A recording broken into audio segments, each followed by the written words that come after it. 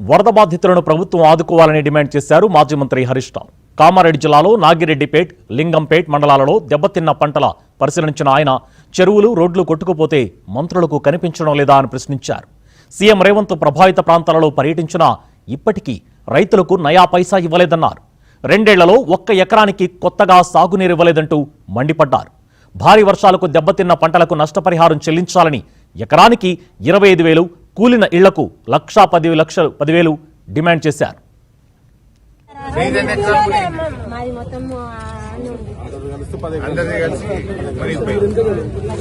రేవంత్ రెడ్డి మీకు మహిళలకు మనిషికి నెలకు 2,500 ఇస్తాడు కదా. మహాలక్ష్మి రేవంత్ రెడ్డి చెప్పే కదా ఇస్తా కాంగ్రెస్ చెప్పిండు, అందరికి మొరసెట్టండి. 4,000 పింఛన్ ఇస్తాడు. 4,000 లేదు, 3,000 లేదు సార్. మాకు ఇప్పుడు మునిగి పొలాలకు ఇప్పుడు తినేదానికి తిండి ఇవ్వండి. మాకు మీ గురించి చెప్పడానికే, మీ గురించి మాట్లాడడానికి వచ్చిన తినేదానికి లేవు, తమకే లేవు తినేదానికి. ఇప్పుడు వీళ్ళు జనాభా ఎక్కువ ఉన్నాం మేము. సార్ ఇప్పుడు దాదాపు వేలాది ఎకరాల్లో పంట నష్టం జరిగింది. వందలాది ఇళ్లు కూలిపోయాయి. ప్రాణ నష్టం, ఆస్తి నష్టం జరిగింది. ముఖ్యమంత్రి గారు స్వయంగా కామారెడ్డికి వచ్చి రివ్యూ చేసి అందరినీ ఆదుకుంటామని భరోసా ఇచ్చి నిన్నటికి 1 నెల రోజులు పూర్తయి, కానీ నయా పైసా సాయం కూడా జరగలేదు. జిల్లా అధికారులు పంపిన రిపోర్ట్లో దాదాపు 344 కోట్ల రూపాయల నష్టం జరిగిందని చెప్తే ఇప్పటి వరకు 34 రూపాయలు కూడా ఈ జిల్లాకు విడుదల కాలేదు. ఎక్కడికక్కడ రోడ్లు తెగిపోయినాయి, విద్యుత్ సరఫరా నిలిచిపోయింది, కాలువలకు గండ్లు పడ్డాయి, చెరువులు తెగిపోయాయి. కానీ ఏ ఒక్క చోట కూడా పునరుద్ధరణ ప్రక్రియ స్టార్ట్ కాలేదు. ముఖ్యమంత్రి గారు కామారెడ్డికి వచ్చి కామారెడ్డి, ఎల్లారెడ్డి నియోజకవర్గం మధ్య తెగిపోయినటువంటి బ్రిడ్జిను చూసిపోయారు.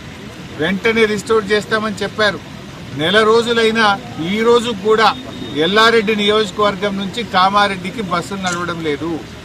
ఎల్లారెడ్డి నియోజకవర్గం నుంచి కామారెడ్డి జిల్లా హెడ్ క్వార్టర్కు రవాణా సౌకర్యం అంటే ఆర్టీసీ బస్సులు లేక పిల్లల చదువులు ఎఫెక్ట్ అవుతా ఉన్నాయి.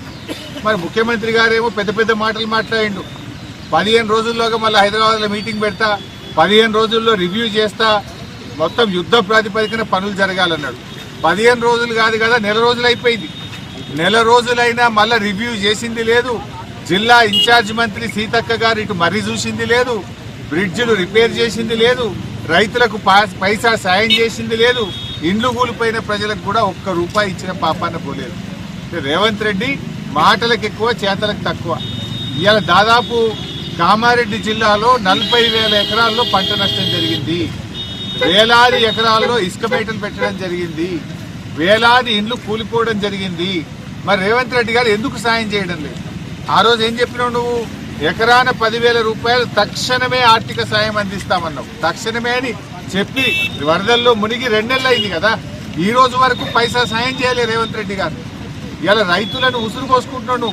యూరియా ఇయ్యలేక ఇబ్బంది పెట్టినావు, 2 పంటలకు రైతు బంధు ఎగబెట్టినావు, సన్నవడ్లకు బోనస్ ఇవ్వలేదు. పైగా ఇటు వరదతోని ఈ రకమైన నష్టం అంటే రైతులకు అనేక రకాలుగా ఇబ్బంది జరుగుతూ ఉంది.